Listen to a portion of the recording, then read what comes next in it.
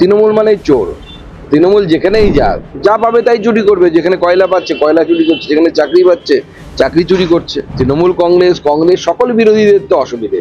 এই জন্য তো গাত্রদাহ আসল জায়গায় হাত পড়েছে। তিনি অটল বিহারী বাজপেয়ী সেই সময় বলে গেছিলেন যে আমাদের দেশের আয়তন কত আর ওদের দেশের আয়তন কত।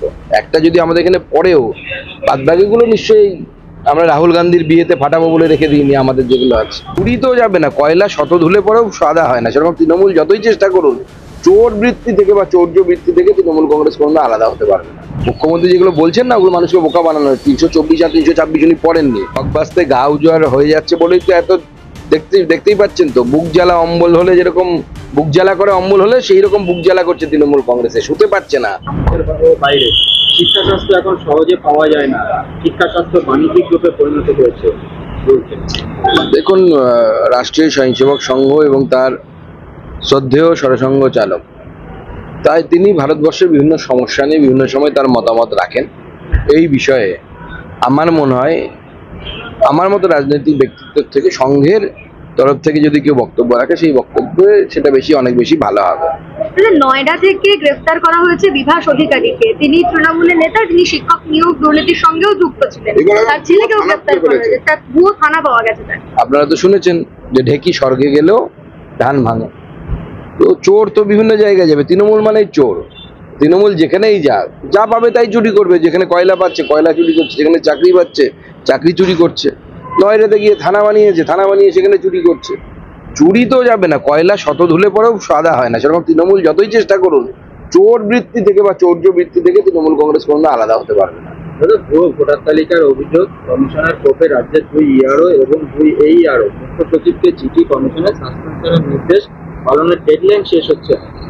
দেখুন, আমরা আগেই বলেছিলাম, সাবধান করেছিলাম যে নির্বাচন কমিশন যেভাবে বিহারে এসআইআর করেছে, সেইভাবে এসআইআর পশ্চিমবঙ্গেও হবে বলে আমরা শুনেছিলাম। এবং আমি বিগত কয়েকদিন আগে যখন আমরা সকলে, আমাদের রাজ্য সভাপতি থেকে শুরু করে আমরা সকলে যখন নির্বাচন কমিশনের সাথে দেখা করতে গেছিলাম, বড় একটা টিম আপনারা জানেন, সেই টিমের সামনেও নির্বাচন কমিশন কিন্তু স্পষ্ট করেছে যে নির্বাচন কমিশন বা আমাদের যে ভারতবর্ষে যে অ্যাক্ট আছে 324 এবং 326 ধারায়, সেই অ্যাক্টে নির্বাচন কমিশনের হাতে শক্তি আছে যে ভোটার লিস্ট তৈরি করা। মুখ্যমন্ত্রী যেগুলো বলছেন না, ওগুলো মানুষকে বোকা বানানো। 324 আর 326 উনি পড়েননি, পড়তে বলুন। তাই আমি যারা AERO বা অন্যান্য যারা আছেন তাদেরকে একটাই অনুরোধ করব যে আপনারা সততার সাথে লিস্ট তৈরি করুন। কাউকে অযথা ভোটার লিস্টে ঢুকিয়ে দেওয়ার চেষ্টা করবেন না। ঠোকাতে গেলে কিন্তু বিপদ আছে সামনে।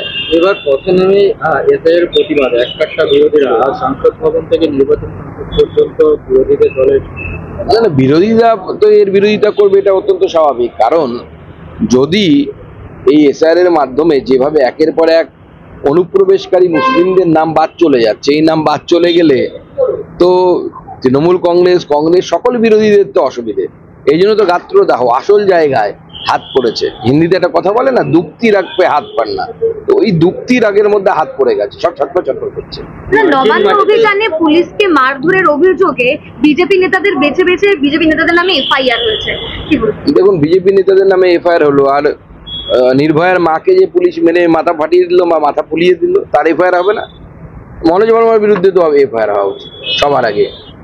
এবং যেভাবে পুলিশ একটি গণতান্ত্রিক শান্তিপূর্ণ আন্দোলনকে যেভাবে ধ্বংস করার চেষ্টা করেছে, তো পশ্চিমবঙ্গে কেন ভারতবর্ষে বিরল।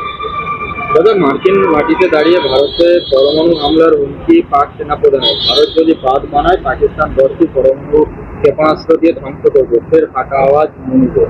কোনো রকম মুনিদের মতো কত মুনির এলো কত মুনির গেল, ওগুলো দেখে লাভ নেই। এ নিয়ে অটল বিহারী বাজপেয়ী সেই সময় বলে গেছিলেন যে আমাদের দেশের আয়তন কত আর ওদের দেশের আয়তন কত। একটা যদি আমাদের এখানে পড়েও, বাদবাকিগুলো নিশ্চয়ই আমরা রাহুল গান্ধীর বিয়েতে ফাটাবো বলে রেখে দিইনি। আমাদের যেগুলো আছে। সন্দেশখালী থেকে একজন গ্রেফতার হয়েছে বাংলাদেশ অনুপ্রবেশকারী সিরাজুল শেখ। সে শাহজাহানের ইট ভাটায় কাজ করতে বলে জানা যাচ্ছে। গোটা রাজ্য জুড়ে আছে এবং এই রাজ্য থেকে ঢুকে গোটা ভারতবর্ষ ছড়িয়ে গেছে। এই স্যানিটেশনটা খুব দরকার। নির্বাচন কমিশন যে কাজ নিয়েছে, আমার মনে হয় এই কাজ শুধু নির্বাচন কমিশনের কাজ বলে নয়, এই কাজ আগামী দিনে দেশের কাজে লাগবে। কারণ যে কোনো দেশের নাগরিক কারা, এই নিয়ে স্পষ্ট ধারণা থাকা দরকার। এমনকি আমার মানে আমার এটা অ্যাজাম্পশন যে 2002-3-এও যে সবাই নাগরিক এরকম ঢুকেছে তা নয়, তার বাইরেও হয়তো অনেকে ঢুকে গেছে, কিন্তু একটা তো লাস্ট পয়েন্ট হওয়া উচিত 2002-3-এ যারা ঢুকে গেছে, এরপরে আর কোনো অনুপ্রবেশকারীদের নাম ঢোকা উচিত নয়। যারা বাংলাদেশ থেকে আসা হিন্দু তারা সিএ এর মাধ্যমে নাগরিকত্ব পেলে তাদের নাম ঢুকে যাবে। দাদা আবারও খবর পাওয়া যাচ্ছে যে গাইঘাট আর রাজারহাটে একই এপিক নাম্বারে দুজনের নাম, আর অনেক আছে, রাজারহাটে বাংলাদেশি, রাজারহাটের যিনি এপিক নাম্বারে রয়েছেন তিনি বাংলাদেশি। দেখুন ঠকবাসতে গা উজাড় হয়ে যাচ্ছে বলেই তো এত দেখতেই পাচ্ছেন তো, বুক জ্বালা অম্বল হলে যেরকম বুক জ্বালা করে অম্বল হলে সেই রকম বুক জ্বালা করছে তৃণমূল কংগ্রেসে, শুতে পারছে না, বাঁ কাতেও শুতে পারছে না, ডান কাতেও শুতে পারছে না, ফোড়াটা এমন জায়গায় হয়েছে। এসআইআর হচ্ছে এমন ফোড়া, বাঁ কাত ডান কাত কোনো কাতে ঘুরেই তৃণমূলের আর ঘুম হচ্ছে না। আরো ভালো ভালো খবর দেখতে সাবস্ক্রাইব করুন বাংলা হান্টের ইউটিউব চ্যানেল। বাংলা হান্টের আরো খবর দেখতে নজর রাখুন। বাংলা খবর মানেই বাংলা হান্ট।